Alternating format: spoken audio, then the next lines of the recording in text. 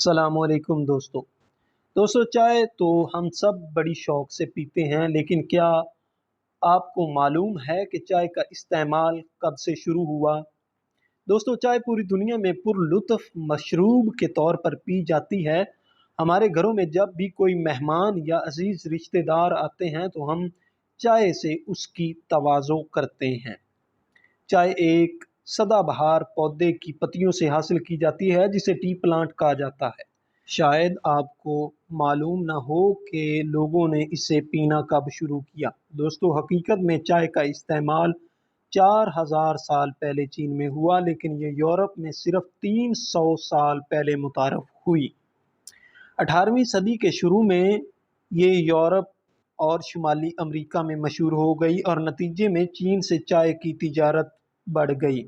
برطانیہ جب ہندوستان آیا تو انہیں آسام کے جنگلوں میں جنگلی چائے کے پودے ملے۔ انہوں نے اس جنگلی چائے کو استعمال کیا اور محسوس کیا کہ انڈین چائے کا ذائقہ چینی چائے سے کہیں بہتر ہے۔ انہوں نے آہستہ آہستہ چائے کی کاشت شروع کی۔ سب سے پہلے چائے کی کاشت انڈیا اور پھر سری لنکا میں کی گئی۔ چائے کی کاشت آہستہ آہستہ ایک بہت بڑی انڈسٹری میں بدل گئی۔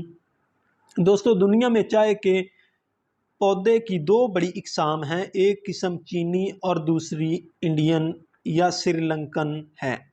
چینی چائے کے پودے کی اونچائی صرف 1 میٹر ہوتی ہے، جبکہ انڈین چائے کے پودے کی اونچائی 6 میٹر سے بھی زائد ہوتی ہے۔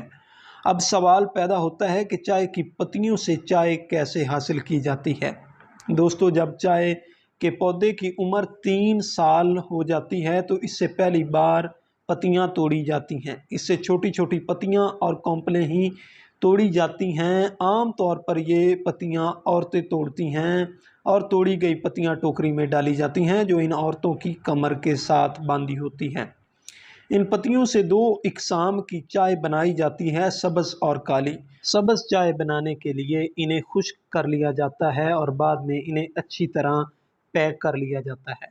کالی چائے بنانے کے لیے انہیں بڑے بڑے کھلے حوضوں میں چھوڑا جاتا ہے اور اس کے بعد انہیں بڑے بڑے رولوں تلے دبایا جاتا ہے اور پھر ایک طرح کی کیمیائی تبدیلی کے لیے چھوڑ دیا جاتا ہے۔ یہ کیمیائی تبدیلی اس کا رنگ اور خوشبو تبدیل کر دیتی ہے۔ اب ان پتیوں کو گرم کیا جاتا ہے اور پھر رولوں تلے دبایا جاتا ہے، پھر خشک کرنے کے لیے گرم کمروں میں رکھ دیا جاتا ہے۔ پھر باریک پتیوں اور پاؤڈر کو علیحدہ کر لیا جاتا ہے۔ پتیوں کو چھوٹے چھوٹے ڈبوں اور پاؤڈر کو چھوٹے چھوٹے ٹی بیگوں میں بند کر لیا جاتا ہے اور اس طرح یہ دونوں ورائٹیاں مارکیٹ میں سیل کے لیے بھیج دی جاتی ہیں۔ تو ناظرین آج کی ویڈیو یہیں پر ختم ہوتی ہے۔ اگر آپ کو اچھی لگے تو ویڈیو کو لائک کریں، چینل کو سبسکرائب کریں اور بیل آئیکن پر ضرور کلک کریں۔